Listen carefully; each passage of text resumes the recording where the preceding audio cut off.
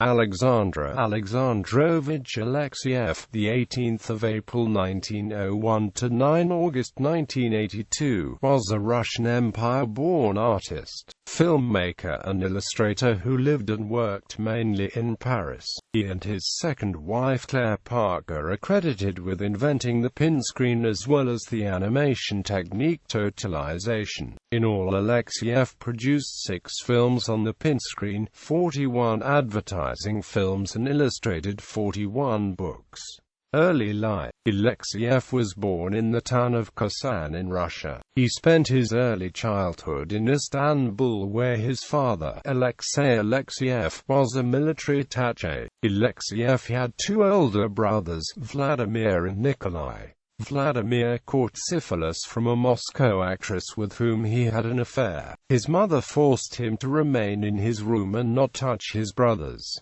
The pressure of this was such that Vladimir shot himself. Before he died, he wrote the note to Alexandre saying, "You are very talented. You must keep on drawing." Quote. His second brother, Nikolai, disappeared in Georgia, Russia, during the Russian Revolution of 1917.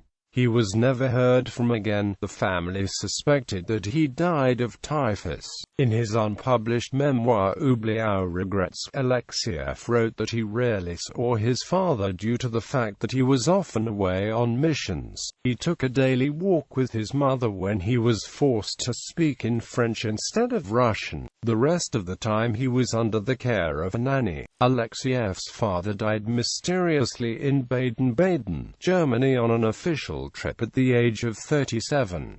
He was shot by a Turk, probably because he knew too much about the Middle East. His mother traveled to Germany without telling the children where she was going or why, and only when she returned did Alexeieff learn that his father had died. After the death of his father, in his memoirs, Alexeieff describes the tribulations his mother went through after the death of her husband. She first went to stay with her brother-in-law near Odessa, then she went to Riga and finally settled in the town of Gatchina, Russia near St. Petersburg. While in Riga, Alexeieff saw a film for the very first time. This made a big impression on the boy. He was surprised to find that the image which was projected on the screen could be seen reflected in the lens of the projector, which happened to be close to where he was sitting.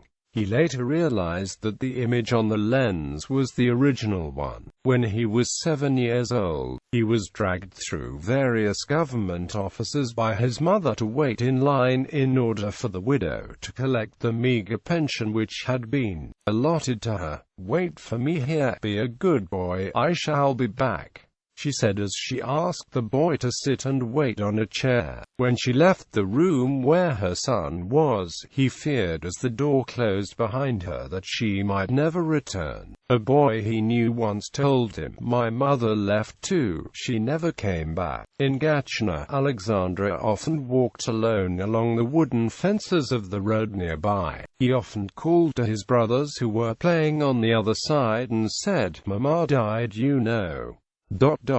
We will have to be kept in school from now on." Quote. He realized later that his mother had sacrificed herself for her sons. However, his mother did return and Alexeieff's family settled in Gatchina, a suburb of St. Petersburg, and later moved to nearby Lesnoy Cadet Corps School. Alexeieff entered the Cadet School of St. Petersburg at the age of 7. His favorite course was drawing. His art teacher taught the students how to draw from memory. He would pass various objects, such as a violin, through the class, remove it and ask the students to draw it. This early training became extremely valuable for Alexeieff later on in life when he became an illustrator. The teacher would also ask them to portray events such as dance or a holiday feast, or read them text and have the students illustrated, a task Alexeieff particularly enjoyed. While in the cadet school, Alexeieff founded a literary magazine which contained works created by students. His friends did not take this project seriously. However, Alexeieff was able to petition for funds and also obtain access to the library, which was very valuable to him. His older brother Vladimir was also a student at the cadet school. They rarely met, but their names were engraved on the wall of the school for having been the best students in their class. Nikolai, who was deaf in one ear, never attended the academy with his brothers. When the Russian Revolution of 1917 began with general strikes in St. Petersburg, school was closed for 3 days and Alexeieff returned home to Lesnoy by train. However, his brothers Nikolai and Vladimir had not returned and his mother was in a state of panic. Eventually, his brothers did return, having been caught as bystanders in a fight between the police and revolutionaries. Shortly thereafter, he received word that Tsar Nicholas II had been arrested and abdicated. When Alexeieff was in his teens, he was attracted to communism. However, the arrest and execution of his mother's brother by the Bolsheviks led him to rethink his position. In 1921, Alexeieff was forced to leave the city of Ufa, where he had spent the summer with his maternal uncle, in order to cross Siberia with a group of cadets. They landed in Vladivostok, where they took the last boat of the Tsar, which was in the harbor. The boat went to Egypt, where it was purchased by the British, who kept the crew in order to transport coal from Southampton to Cairo. During one of the crossings, a storm forced them to anchor in the French Riviera, where Alexeieff jumped ship, holding on to a letter of recommendation to the Russian set designer Sergei Sudakin, who was living in Paris. Alexeieff started by working designing and painting sets for the Paris.He theater. He lived in Montparnasse, a bohemian area of Paris.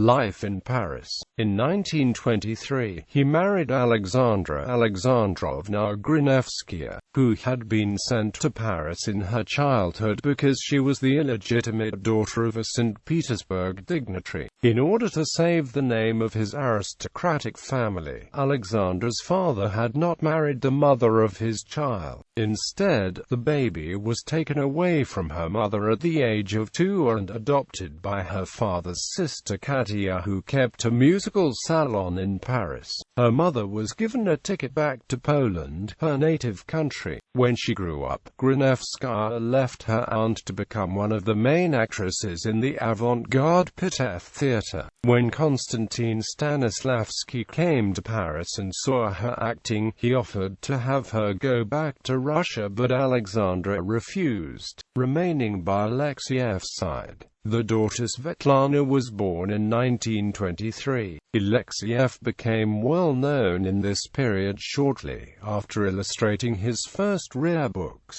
However, he lost one of his lungs while using nitric acid to dye his aquatints and was forced to spend 2 years in a sanatorium. During that time, Grinevsky Alexeieff took his tools and taught herself how to engrave and became the breadwinner for the family. While the invention of the pinscreen is often credited to Claire Parker and Alexeieff, Grinevsky Alexeieff was the first to help Alexeieff build the pinscreen with the help of her 8-year-old daughter. Parker and Alexeieff. Claire Parker, a well-to-do American art student and graduate of MIT, came to France in 1931 to study art. She saw Alexeieff's work in a bookshop window and got the name of the artist as well as his address from the owner of the bookstore. She was so impressed she arranged to meet him and came to Vaux-le-Penel, where the Alexeieffs lived. She recalled later, "I figured I would meet an old, dignified man with a white beard, but I saw this tall, brown, handsome, aristocratic 30-year-old guy. Our first lesson ended on the banks of the Seine, hand in hand, and there was never a second one." Alexeieff and his wife agreed to take Claire as a boarder and as a student. After a few months, Claire became Alexeieff's lover. Grinevsky accepted the situation with difficulty. They moved to Paris and rented several artist studios on the left bank. They collaborated on various projects.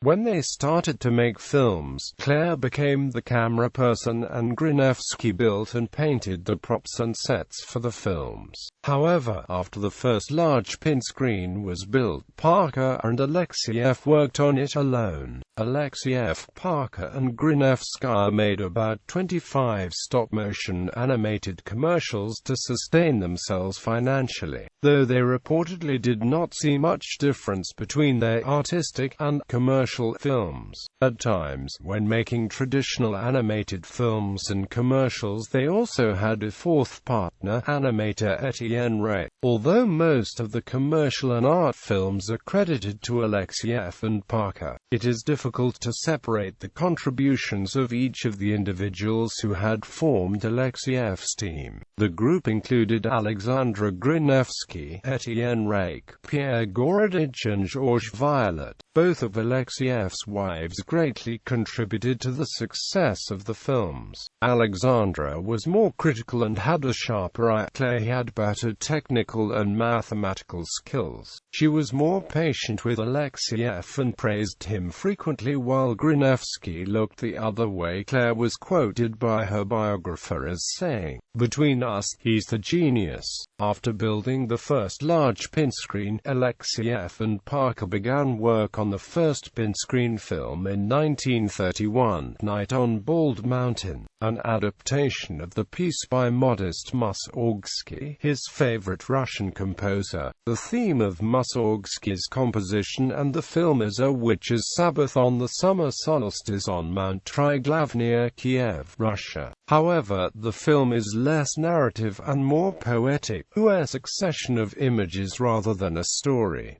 The film took the couple 2 years to make. The technique of the pinscreen made it impossible to erase any of the images that had been shot after having drawn them. Once an image was shot, it was impossible to correct it. One had to wait until the film was back from the laboratory. Therefore, 2 years of work had been conceived in the dark, so to speak. Adding to the impermanence of the pinscreen itself, Alexeieff made no sketches for the film, composing each shot in his head and filming them immediately.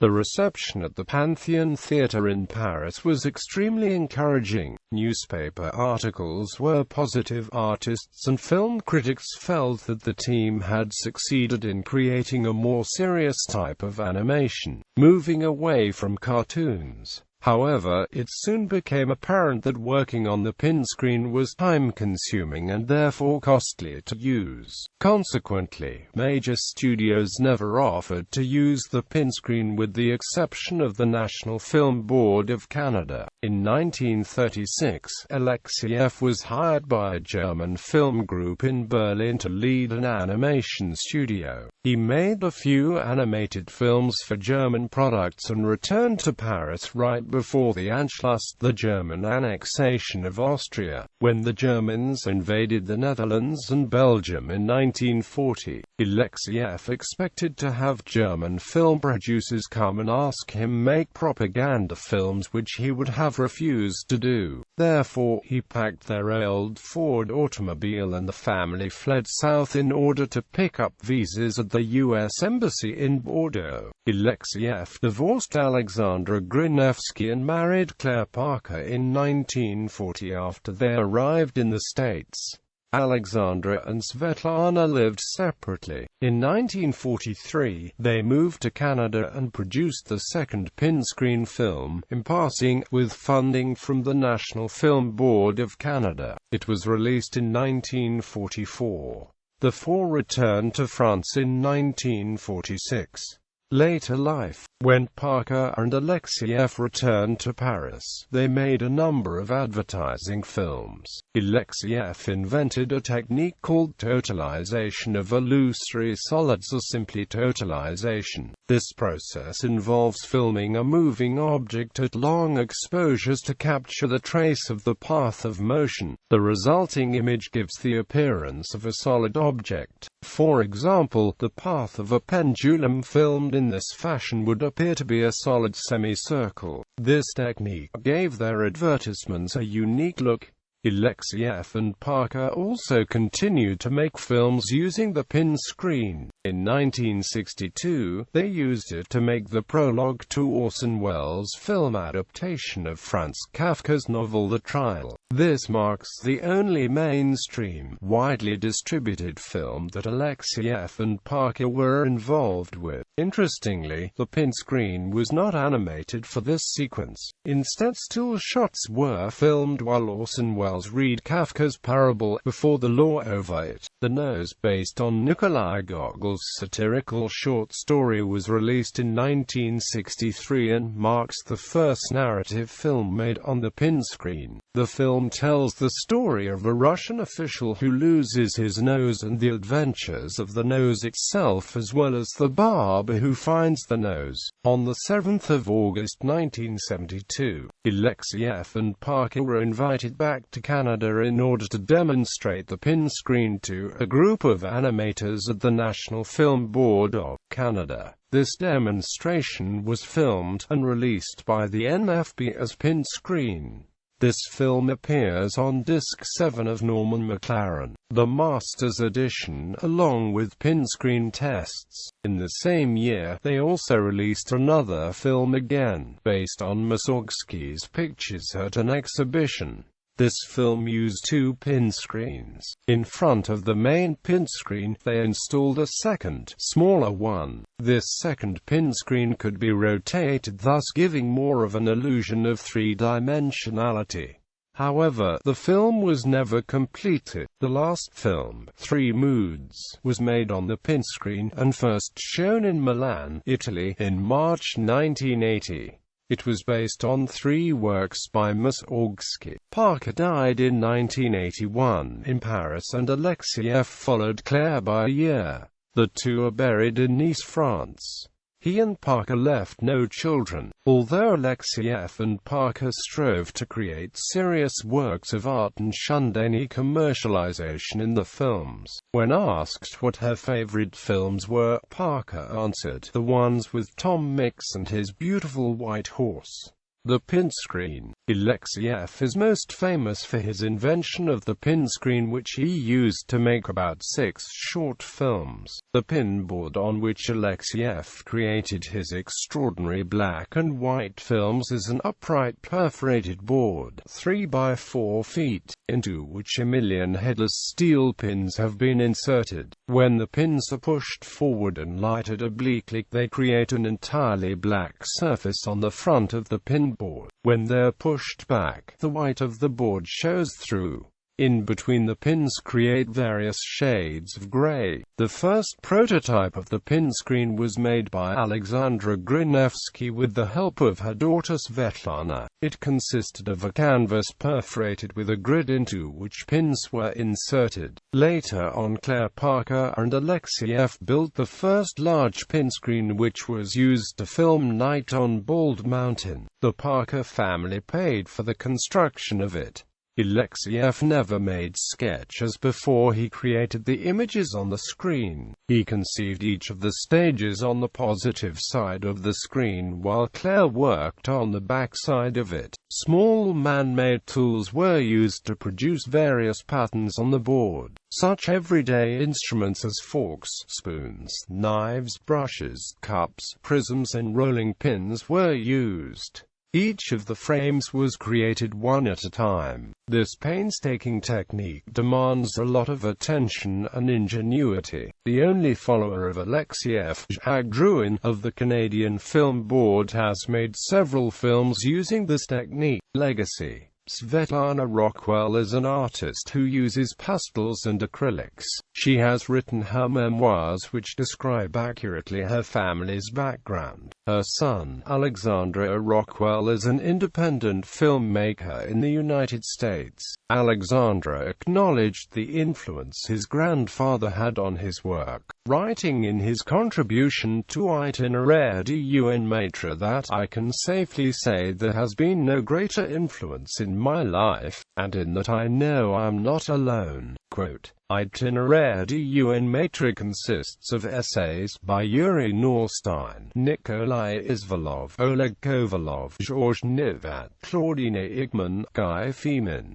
Dominique Willoughby, Svetlana Alexeieff Rockwell, as well as Alexandre Rockwell. Filmography: artistic films, advertisements, documentaries about Alexeieff, Alexeieff at the Pinboard, documentary filmed in the Paris studio, portrait of Alexeieff, documentary by Maurice Debies, pinscreen, documentary of a pinscreen demonstration at the National Film Board of Canada, books illustrated by Alexeieff, Guillaume Apollinaire, Les Epingles, Editions des Courriers Libres, 1928, Elia Couteau and Paul Fargue, Poems, Librairie Gallimard NRF, 1931. Bibliography: Bendazzi, Gian Alberto, Cartoons, 100 Years of Cinema Animation. Paris, France, Indiana University Press. ISBN 2-910027-759. Bendazzi, Gian Alberto, Alexeieff, Itinerary of a Master, Dreamland. ISBN 978-2-91027-759. Krasner, John S. Motion Graphic Design and Fine Art Animation. Gulf Professional Publishing. ISBN 978-0240804828.